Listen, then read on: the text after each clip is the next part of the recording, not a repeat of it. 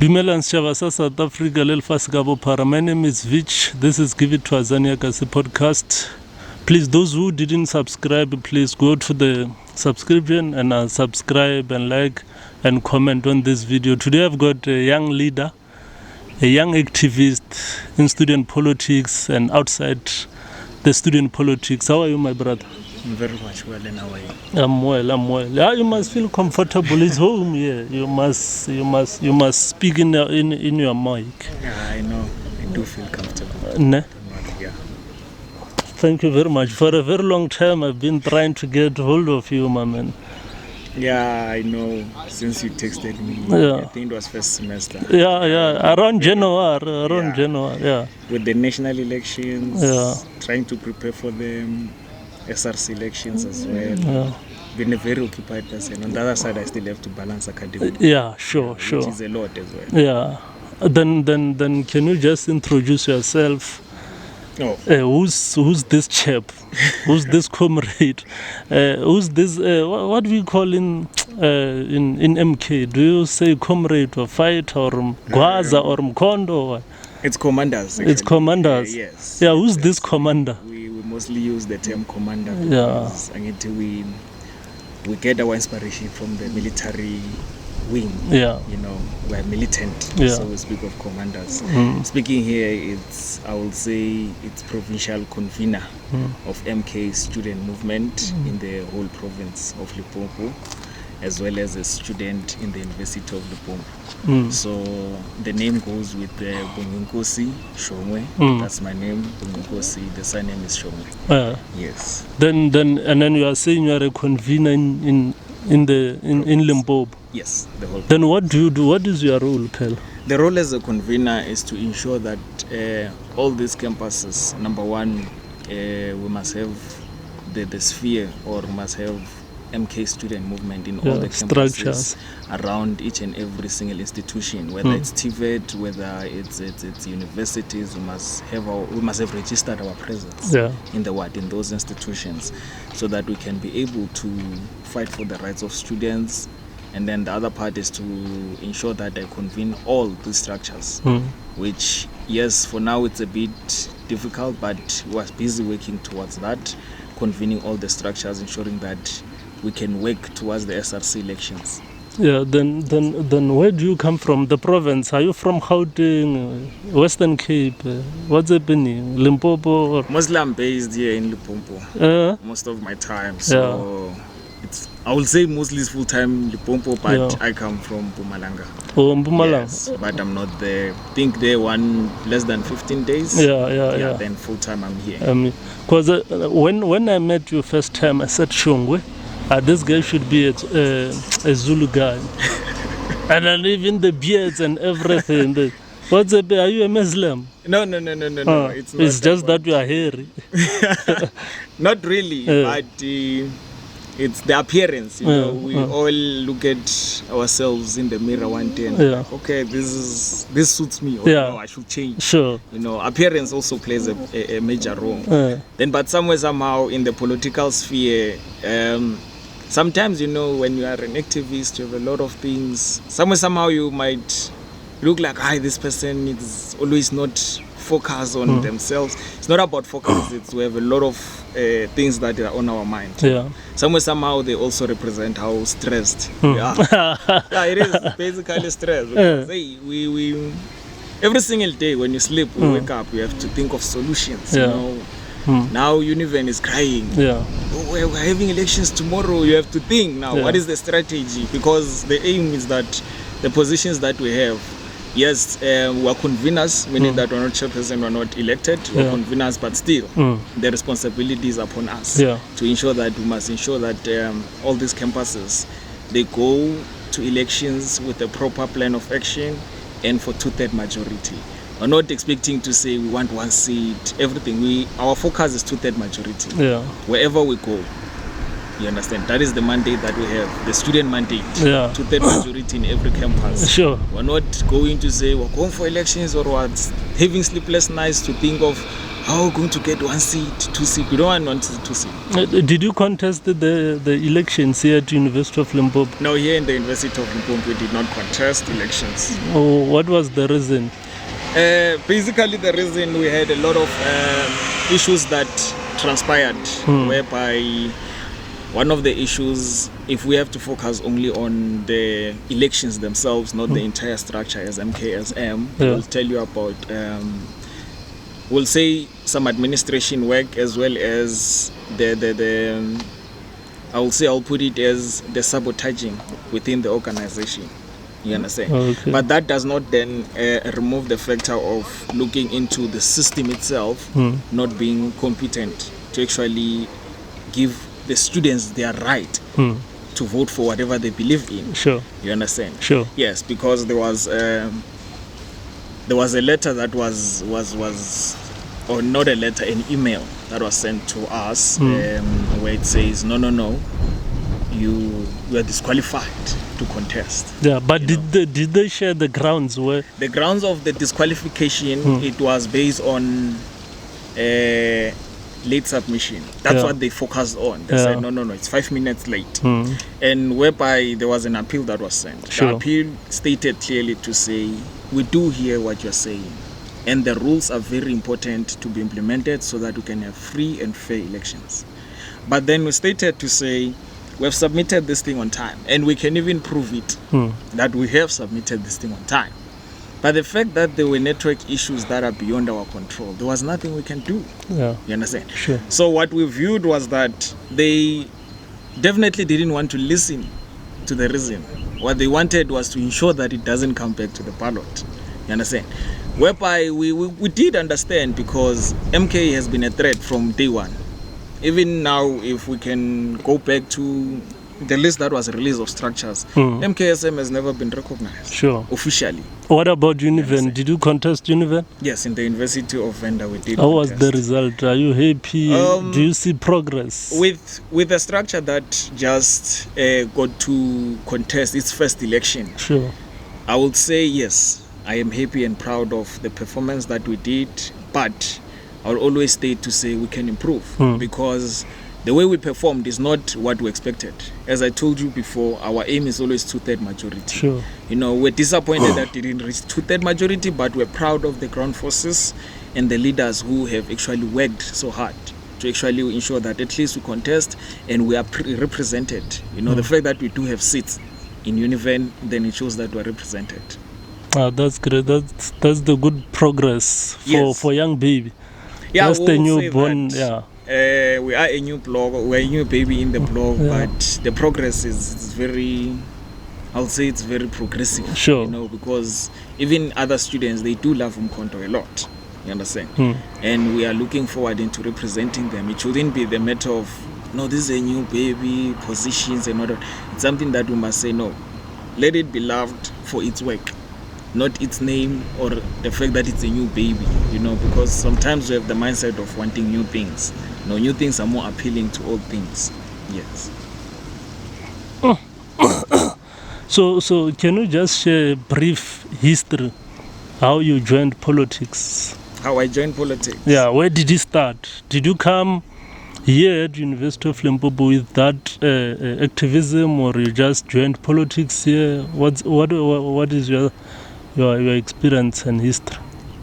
How I joined politics, I wouldn't call it directly activism, but I will say it was the desire of leadership. You know, from a young age, I've been someone who has been interested in leading. You know, always wanting to advocate for people. Sure. It could be considered under a certain factor of activism as well. But in the political context now, when we speak of activism, we speak of a more inducted and deepened advocating of students, you know. So, but when I came into politics, because of the desire and the love of leadership. So I wouldn't lose an opportunity to be a class rep I wouldn't choose an opportunity. Anywhere where I have to lead, I wouldn't leave that opportunity and say, no, I don't want to lead here. Here it's fine. I'll always want to lead because I believe that when you lead and you have a clear idea of how to represent and advocate for your people, that's the way we can go forward, because some of us, one of the issues that we have, we always speak a lot. ANC is useless. This party is not working. And then you ask the person, are you in politics? You understand? They are not in politics, they are not included in leadership, they don't involve themselves anywhere. Community meetings, they are not participant in you will always say, this person is not working, the SRC is useless.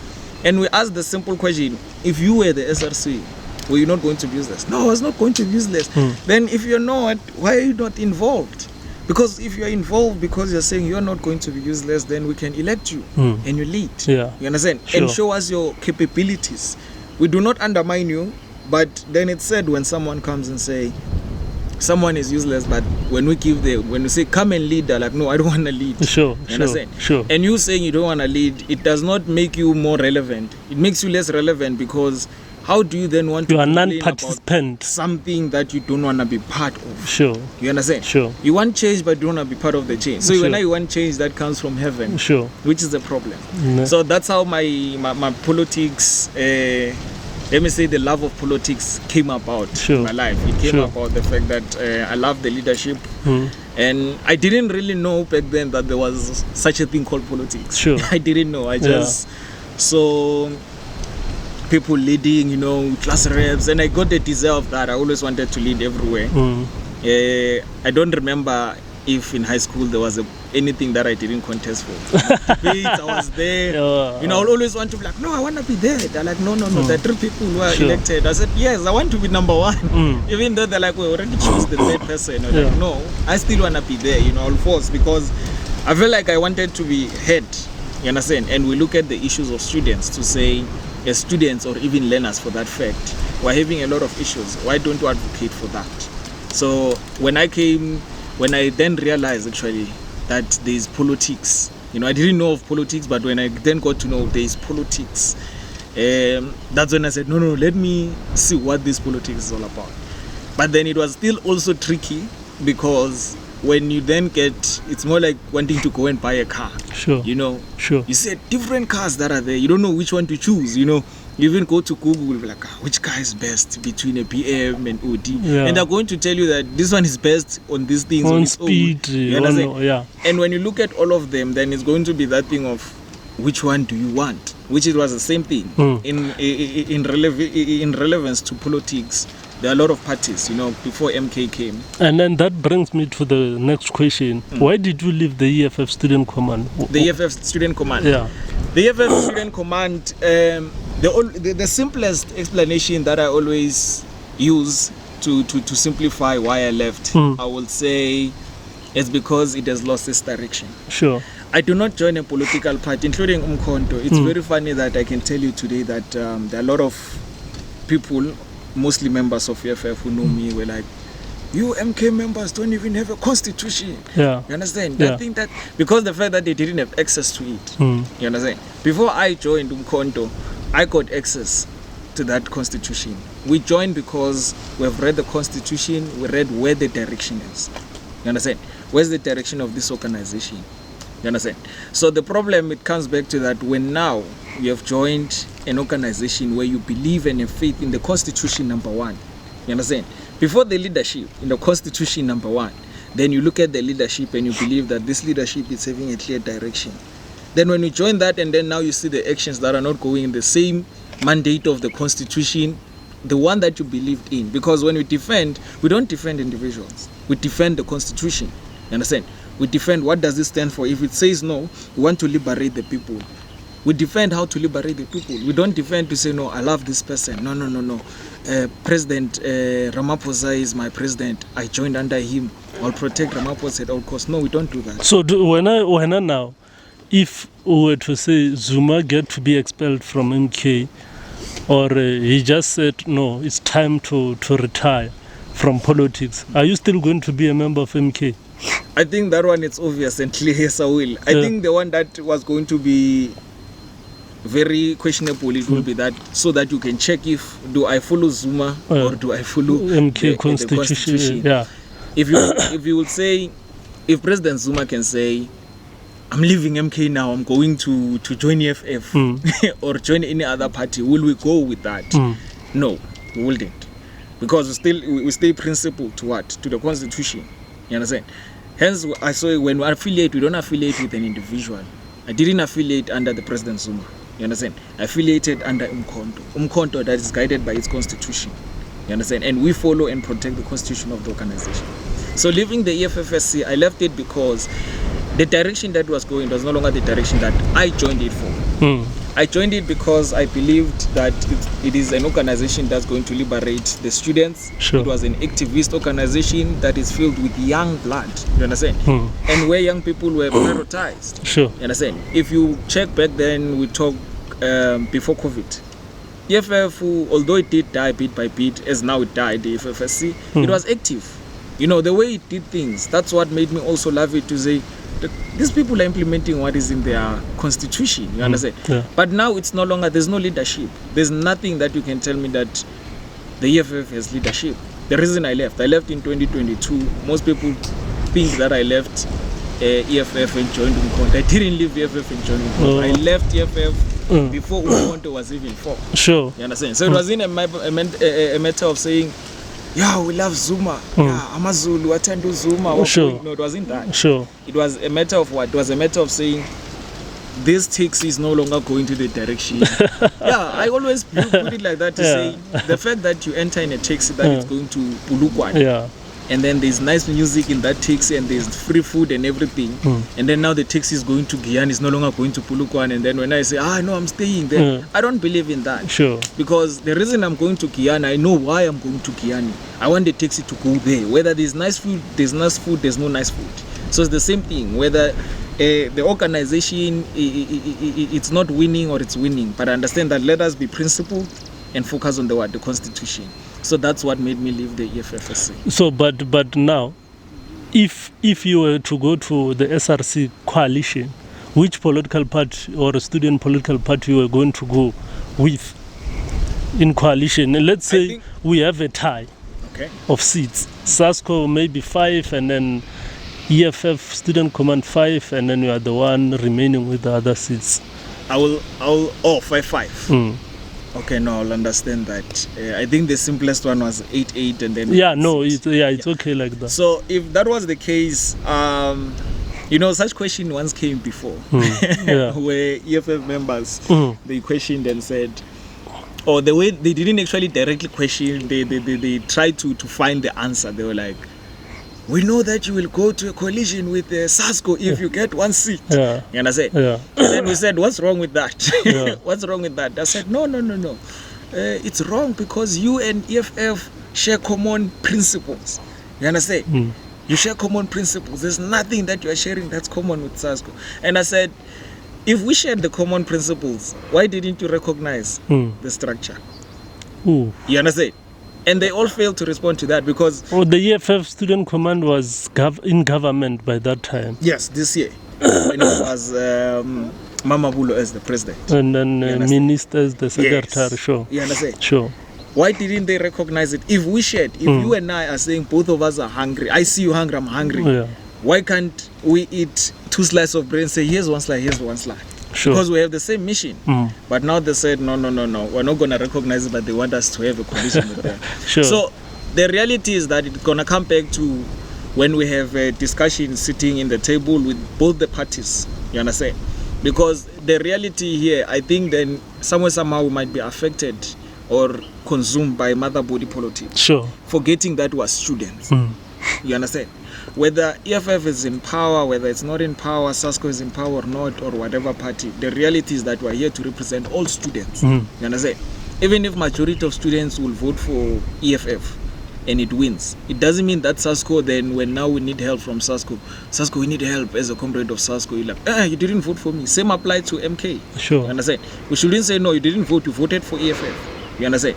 We must still represent students and be active and fight for students. You understand? So who we're going to go in a coalition with, it's going to depend on the engagements that we're going to be heavy. Yes. because I can't say directly we will go with the EFF, because EFF might still, the same way it behaves when it sees MK, you know, the point that they do not recognize it, they behave anti. Yeah. And for that fact, it even becomes, I think it was even going to be very difficult as we speak now, coming back to what their president said, saying that any organization that's contesting for elections against EFF is an enemy. You understand? There's no collision that's going to work with that organization. So already you see that now it's more like it's pushing to say, no, go and have a collision with SASCO than EFF. You understand? But still, I think I understand that the final resolution will be that when we're seated on the table, what is the objective? And does it still represent the mandate of MK? You understand? Because now we move with the mandate of the students' mandate. Sure. Yes. Do you see MK surviving beyond Jacob Zuma's leadership? Is it sustainable? To be transparent with you, I would say yes, it will survive beyond President Zuma. But that we must not then remove factors of saying if then it fails to organize itself completely. You understand? As now as we speak, we are still busy on the progress of stabilizing the whole organization, you know, because we're still, as the national organizer spoke in the last briefing. Yeah, Floyd Shivhambu. Yes, sure. To say they are visiting all the different provinces to ensure that there is proper leadership, you understand, the conveners and coordinators, you understand, whereby now the line of march will be from directly national. Understand? Not whereby as a provincial convener I'll just appoint my own people because they are my friends. No, they don't want that. If then they can continue in that strategy, in that dynamics, I believe 100% that yes, it will survive beyond President Zuma. Yes. And then what is the role of Duduzane and Duduzile in the MK? Because some people says this is a cult, this is a Zulu hostel type of arrangement, you know? It's a family business or something like that. Yeah, we did came across that whereby where we came across different people, you know, where they have different statements for such. Others are saying, no, this is Zulu tribalistic party. Others are saying, aye, this top fellas are Zuma. You understand? Yeah. But the reality comes back to that. The role of, let me break it into the two. The first part, let's pick up on the son of President Zuma.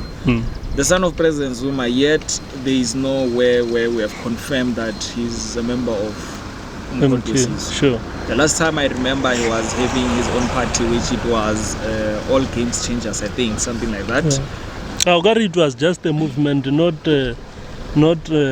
just to say it's a political party or something. It was just a movement trying to push, and then if it gets traction, then it will register as a political party. I think there I wouldn't respond much because what I remember is that it was registered with IEC. Yes. So I'm not sure about how it was going to operate because I've never even read its constitution. Sure. So with the son of the president, there's no part where yet we can say he's even a member of Umkhonto because there's nothing that I got or I heard or I'm aware of even myself.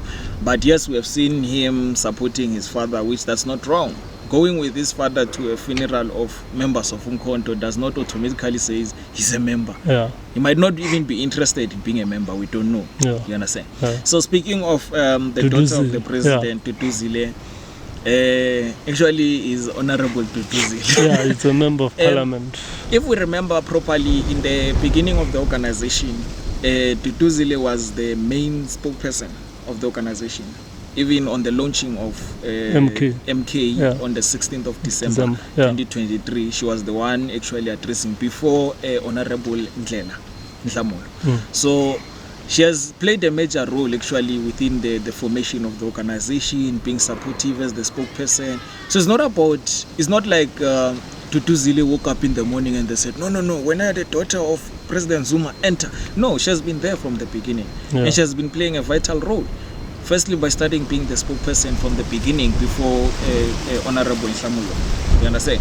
And now she's playing also a major one. What is that major role? Representing the organization. The mandate of the organization where? In parliament. You understand? That's her role. Yes, and we respect her as she also grows politically. Yeah, but let's leave it for now. It's okay. It's okay. But what is your view on government of national unity? Because you said when they invited MK to come and join GNU, they said no, we will only join if Ramaphosa is not the president of the ANC. Right, MK. So now GNU is there, has been organized, it's pushing, it has passed or superseded 100 days. Ne? What is your view on that? Do you see it surviving beyond that? And the reality is just that we might just sometimes view things differently. But in my view, I do see GNU within both perspectives. You understand? So the survival of GNU is going to depend on the progress of GNU. You understand? Because if GNU does, irrespective of the statements that are being there, no, GNU is a sellout position, yeah, we gave back power to the white people, you understand? And the reality is that the fact that DA has been given power, if you can check the things that it's doing, it's trying by all means to prove itself to be more competent than all the black parties. You understand? Because now they will tell you about, no, Home Affairs, you see, this is what we're doing. Now they're pushing the foreigners, illegal foreigners, to say, no, what's happening with illegal foreigners? Yeah, but they're saying they must be registered. Yes, we understand that they're not saying the foreigners who came illegally, then now they must come and register. They're talking about that foreigners who come here, you understand, must be registered. You understand? And be on the database. In other words, you must be within the database when you come, so that you can hold you accountable. Yeah. If now someone enters this university and then decides to kill, steal, or do anything to violate the code of conduct of the university, how do we identify the person? It's going to be difficult. So I understand that's what they want. And they're trying to prove themselves to be more capable. You understand? And if the black parties don't actually view that, to say no, we must also work hard as possible so we can show that we are capable as well. Because the view from what I've seen from the white parties yet, I wouldn't say is in the interest of black people, might be in the interest of South Africa based on the sectors where they benefit. You understand? Not on sectors where they don't benefit, but the sectors where they benefit. You understand? That's where they are going to say it's in the interest of South Africa. So the problem of GNU might be that based on the quarrels that they're having, ANC and DA themselves, it's going to depend if they will survive or not. You understand? If it does well, it might survive. That's the truth. But then if it fails, without any doubt, I don't believe that it will survive. No. Yeah, but the reality is that the chances, the way things are happening now, it's just a matter of whereby we can say what will be happening from now. Like, this is 100 days. 100 days is a lot. If you survive 100 days, chances of you surviving more, it's also there. You understand? Because then you'll ask a question of what will make it fall apart. Because even if ANC and DA can no longer get along from now and onwards, the fact is that the president is there. You understand? The ministers are there. So it's still going to continue. How are you going to remove the GNU? You understand? So that is going to be a problem on its own. Now, did you follow a Phoenix massacre, like the July unrest? The July unrest, when Jacob Zuma was incarcerated. Yeah. I wouldn't say it's a matter of following. I would say it follows everyone. Because I think something that is broadcasted also on the news and everything, for people who are interested in politics or even wanting to be conscious and aware, they do get such information. No. You understand? Yeah. And then because Ogaru, we had almost 300 and something people being killed on that day or during that unrest. Yes. But till today we have not seen one in court being prosecuted. The view, it comes back to, I'll say the reality is that here it's not about the people. It's not about the situation, but it's about individuals. Sure. You understand? So everything that is against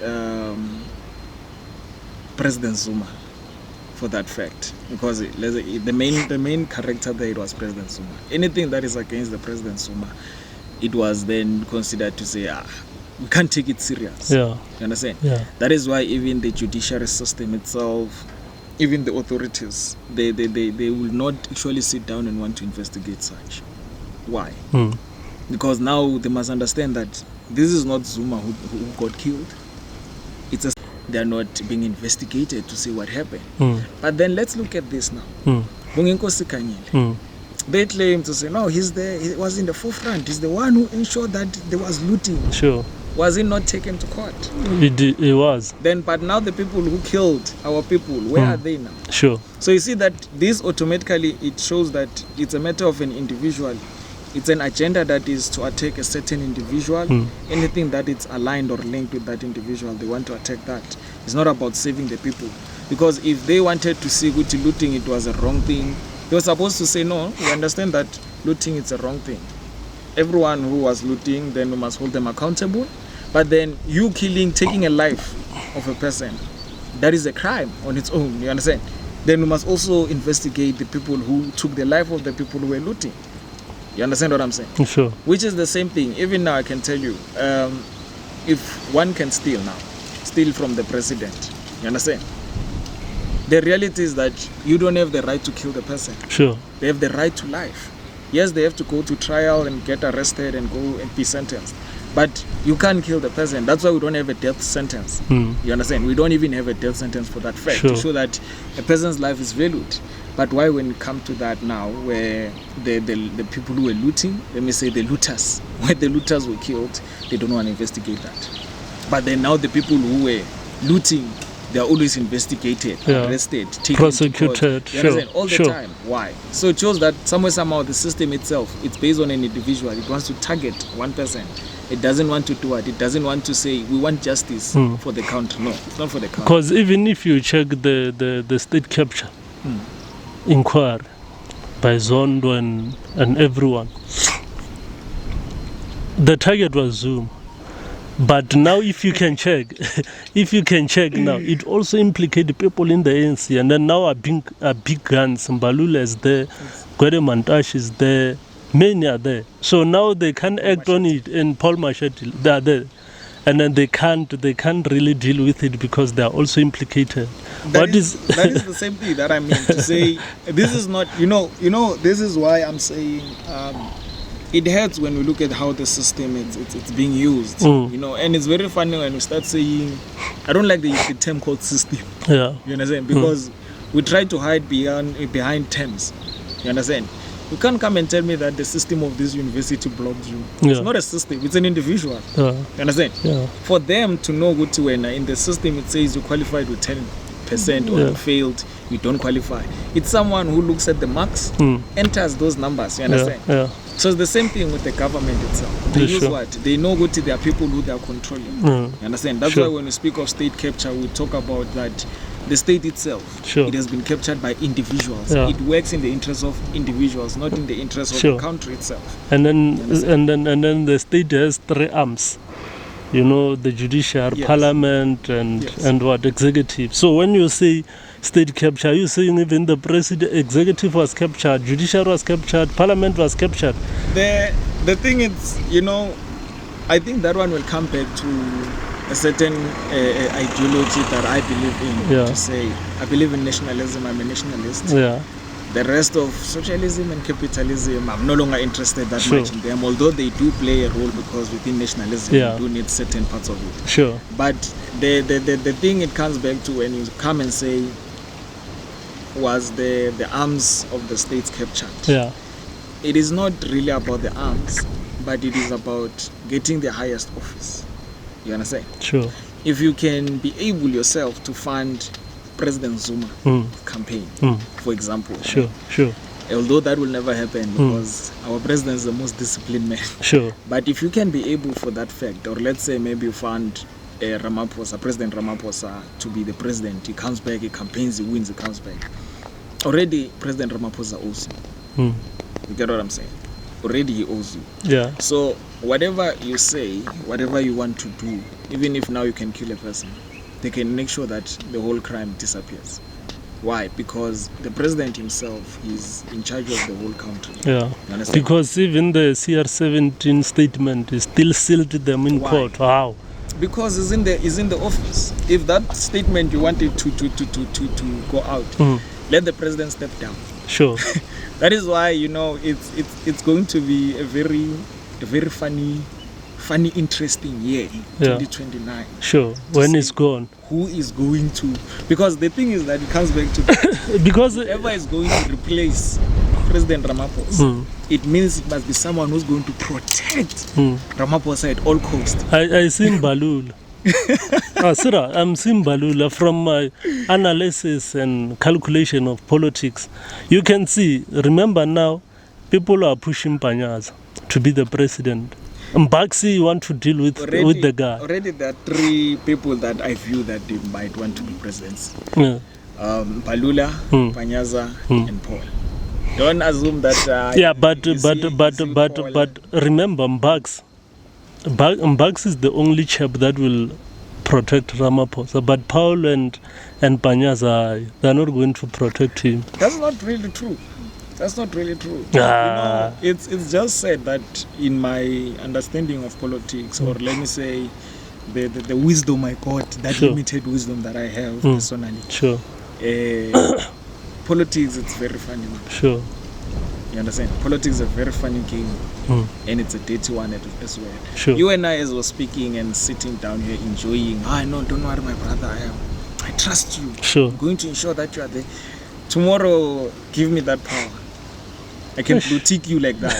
That's the truth. That's politics. You understand? Yeah. If you want to check, all the politicians, recently when Umkhonto had sits in parliament, and then there was a video that was trending of the members of parliament shaking hands and laughing with the president Ramaphosa. Said, you see these people, they're sellouts. Sure. It's not a sellout position. Sure. That doesn't mean that when you and I are having different ideologies, our goal is, because all our goals, if you listen to all the parties, their goals is still black people, but the difference comes back to what? The implementation. Sure, yeah. You understand? Sure. You are saying you want to defend the people, but do you implement it? I'm saying I want to liberate the black people, but do I implement it? That's where it differs. How we implement it and how we conduct ourselves. That's where most of the parties differs. You understand? So you can't guarantee to say, Mbalula, because of what he says.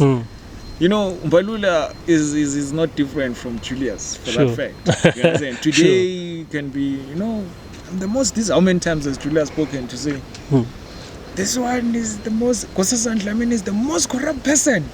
Chigi after the voting, voting against Ramaphosa. And then he stands up.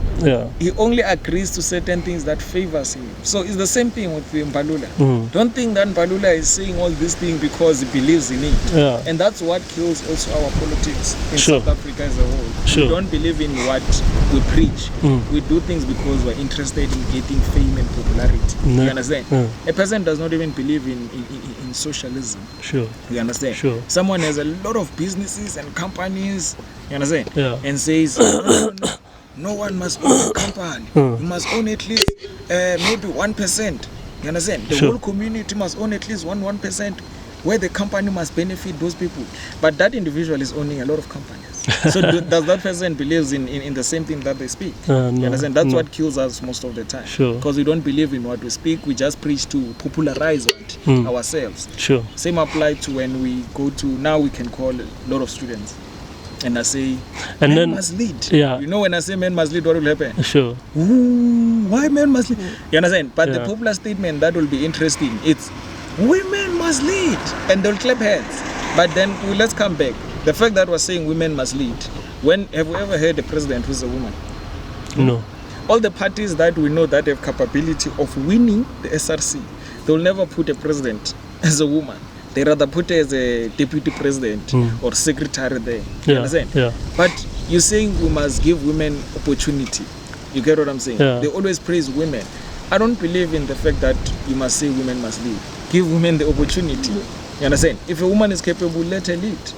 And you can't tell me about the TSRC. TSRC, it was appointed. That was not the first president of the university. That was the first chairperson of the TSRC. That was chairperson, it's not a president. Sure. You understand? Just like what the media says. Yeah. Just give your students the last message before we are signing out. No, the last message I'll say it's hey, I wouldn't say it's a last message. I'll say it's a long statement. Yeah. You know, but one of the things that hurts me based on the University of Limpopo, it's the lack of consciousness. You know, there's nothing that hurts me than the lack of consciousness, because we have a lot of issues that we experience in the University of Limpopo, on campus, off campus, but the students do not care about that. And the reason they don't care about it is not because they're not affected, they are, but you know, when you subject someone to a certain event, you understand, that oppresses them, okay? They'll always try to fight, but there's a point where when you subjected them for a long period of time, they get used to it. It becomes normal. For example, if you can check just the basic ones, let's speak about hot water. Sure.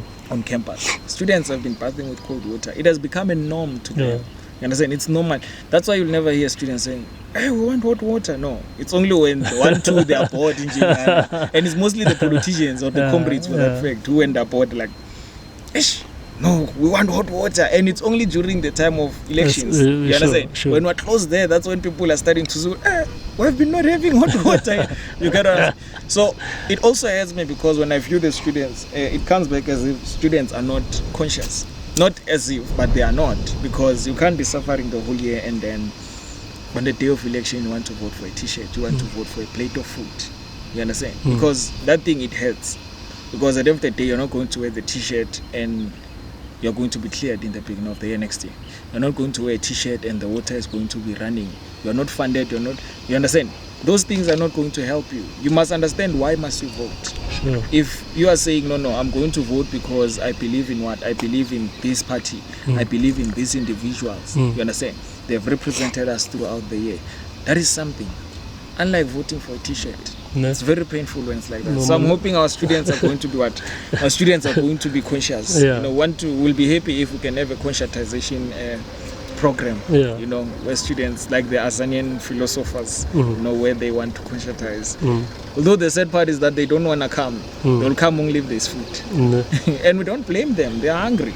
You know, if you don't put a system to liberate them, you can't blame them. They're still hungry. Yeah. You understand? No, thank you very much for coming, my brother. My pleasure. Yeah. It was great. It was nice. No, thank you very much. Yeah. Thank you. Subscribe, comrades. Subscribe, please.